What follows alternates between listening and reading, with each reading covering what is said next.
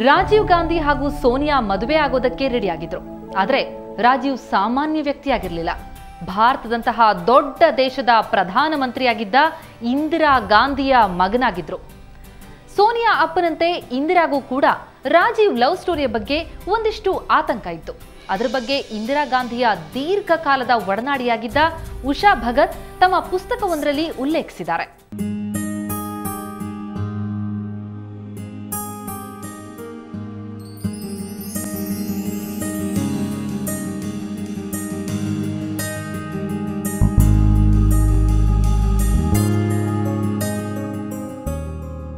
Usha Bhagat ವೃತ್ತಿಯಿಂದ teacher ಆಗಿದ್ದವರು. ನಂತರ ಕೆಲಸ ಬಿಟ್ಟು ಇಂದಿರಾ ಗಾಂಧಿಯವರಿಗೆ ಕಾರ್ಯದರ್ಶಿ ಆದರು.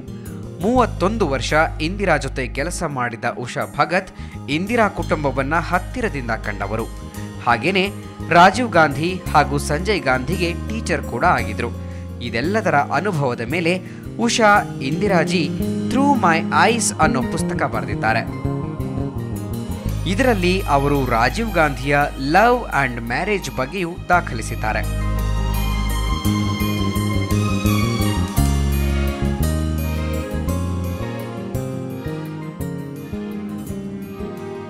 ಉಷಾ ಭಗತ್ ತಮ್ಮ ಪುಸ್ತಕದಲ್ಲಿ ಅಂದಿನ ದಿನಗಳನ್ನ ಮೆಲುಕು ಹಾಕಿದ್ದಾರೆ.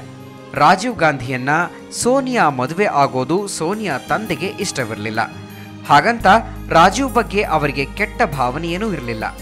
ಆದರೆ ತಮ್ಮ ಮಗಳು ದೂರದ ದೇಶಕ್ಕೆ ಮದುವೆಯಾಗಿ ಹೋಗೋದು, ಭಿನ್ನ ಸಂಸ್ಕೃತಿಯ ನಾಡಿನಲ್ಲಿ ಬದುಕೋದರ ಬಗ್ಗೆ ಅವರಿಗೆ ಆತಂಕ ಇತ್ತು. ಹಾಗೇನೆ ರಾಜೀವ್ ಪ್ರಧಾನಿಯೊಬ್ಬರ ಮಗನಾಗಿರುವುದರ ಬಗ್ಗೆಯೂ ಅವರಿಗೆ ಕೊಂಚ ಆತಂಕ ಅಂತ ಉಷಾ ದಾಖಲಿಸಿದ್ದಾರೆ. ಆದರೆ ತಂದೆಯ ವಿರೋಧಕ್ಕೆ ಕೇರ್ ಮಾಡದ ಸೋನಿಯಾ ರಾಜೀವ್ ಗಾಂಧಿಯನ್ನ ಮದುವೆ ಆಗೋದಕ್ಕೆ ನಿರ್ಧರಿಸಿದ್ರು. ಅದಕ್ಕಾಗಿ ತನ್ನ ದೇಶ, ಧರ್ಮ ಹಾಗೂ ಆತ್ಮೀಯ ಜನರನ್ನ ಬಿಟ್ಟು ರಾಜೀವ್ ಜೊತೆ ಭಾರತಕ್ಕೆ ಬಂದರು. ಡಿಸೆಂಬರ್ 21ರಂದು 21ನೇ ವರ್ಷದ ಬರ್ತ್ಡೇ ಮುಗಿಸಿಕೊಂಡ ಸೋನಿಯಾ 1968ರ ಜನವರಿಯಲ್ಲಿ ದೆಹಲಿಗೆ ಬಂದರು. ಆಗ ಅವರು ದೆಹಲಿಯಲ್ಲಿ ಉಳಿದುಕೊಂಡದ್ದು ಕವಿ ಹರಿವಂಶರಾಯ್ ಬಚ್ಚನ್ ಮನೆಯಲ್ಲಿ. ಇವರು ಅಮಿತಾಬ್ ಬಚ್ಚನ್ ತಂದೆ. ಸೋನಿಯಾ 1-2 ವಾರ ಬಚ್ಚನ್ ಮನೆಯಲ್ಲೇ ಇದ್ರು. ನಂತರ ಇವರು ಮದುವೆ ವಿಚಾರದಲ್ಲಿ ದೃಢ ನಿಲುವು ತಳೆದಿದ್ದಾರೆ ಅನ್ನೋದು ಖಚಿತವಾಗಿ ಇಂದಿರಾ ಇವರ ಮದುವೆ ಮಾಡೋದಕ್ಕೆ ನಿರ್ಧರಿಸಿದರು. 1968ರ ಜನವರಿಯ ಕೊನೆಯಲ್ಲಿ ರಾಜೀವ್ ಸೋನಿಯಾ ಎಂಗೇಜ್ಮೆಂಟ್ ನಡೆಯಿತು. ಇದೇ ವರ್ಷದ ಫೆಬ್ರವರಿ 25ರಂದು ಮದುವೆಗೆ ಮುಹೂರ್ತ ಫಿಕ್ಸ್ ಮಾಡಲಾಯಿತು. ಮದುವೆಯ ಮುಂಚಿನ ಮೆಹಂದಿ ಕಾರ್ಯಕ್ರಮ ನಡೆದಿದ್ದು ಕೂಡ ಬಚ್ಚನ್ ಮನೆಯಲ್ಲೇ.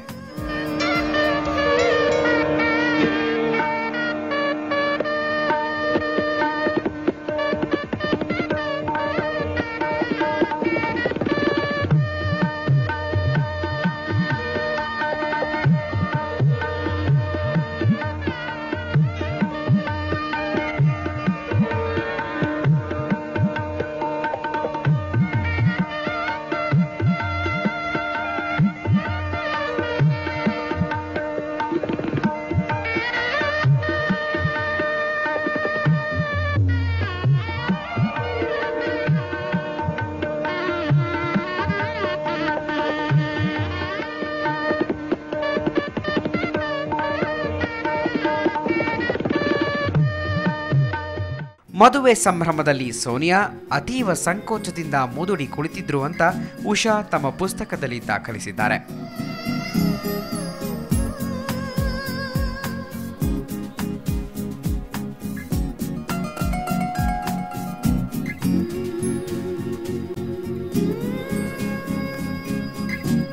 ಸರಳವಾಗಿಯೇ ನಡೆದ ಮದುವೆ ಸಮಾರಂಭಕ್ಕೆ ಸೋನಿಯಾ ತಂದೆ ಬಂದಿರಲಿಲ್ಲ. ಆದರೆ ಅವರ ತಾಯಿ, ತಂಗಿ, ಚಿಕ್ಕಪ್ಪ ಮುಂತಾದವರು ಮುಹೂರ್ತಕ್ಕೆ 1-2 ದಿನ ಮುಂಚಿತವಾಗಿಯೇ ಬಂದಿಳಿದಿದ್ರು. ಸಫ್ದರ್ಜಂಗ್ ರಸ್ತೆಯ ಪ್ರಧಾನಿ ನಿವಾಸದ ಹಿಂದಿನ ಪಾರ್ಕ್ನಲ್ಲಿ ಮದುವೆ ಸಮಾರಂಭ ನಡೆದಿತ್ತು. ಸಮಾರಂಭಕ್ಕೆ ಒಂದಿಬ್ಬರು ಪತ್ರಕರ್ತರು ಬಂದಿರೋದಾಗಿ ತಿಳಿತಾ ಇದ್ದಂತೆ ಕೆರಳಿದ ರಾಜೀವ್ ಮನೆಯಿಂದ ಹೊರಗೆ ಬರಲಿಲ್ವಂತೆ.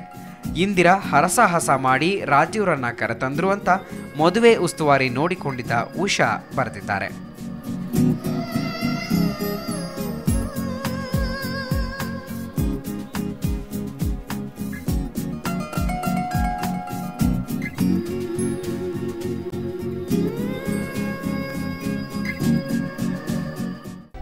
ದೂರದ ದೇಶದಲ್ಲಿ ಪ್ರೀತಿ ಹುಟ್ಟಿತು. ತನ್ನ ಸ್ವಂತ ನೆಲದಲ್ಲಿ ಮದುವೆ ನಡೆದು ಹೆಂಡತಿ ಮನೆಗೆ ಬಂದಿದ್ದೂ ಆಯ್ತು. ಇಲ್ಲಿಯವರೆಗೂ ಎಲ್ಲವೂ ರಾಜೀವ್ ಅಂದುಕೊಂಡಂತೆ ಆಯ್ತು. ಆದರೆ ಮುಂದೆ ಅವರ ಜೀವನದಲ್ಲಿ ಅನೇಕ ಅನಿರೀಕ್ಷಿತ ಘಟನೆಗಳು ನಡೆದು ಹೋದವು. ರಾಜೀವ್ ಹಾಗೂ ಸೋನಿಯಾ ಕನಸು ಕಂಡಿದ್ದೆಲ್ಲ ಉಲ್ಟಾ ಆಗೋಯ್ತು. ಅದರ ವಿವರಗಳನ್ನ ನೋಡೋಣ ಒಂದು ಪುಟ್ಟ ಬ್ರೇಕ್ನ ನಂತರ.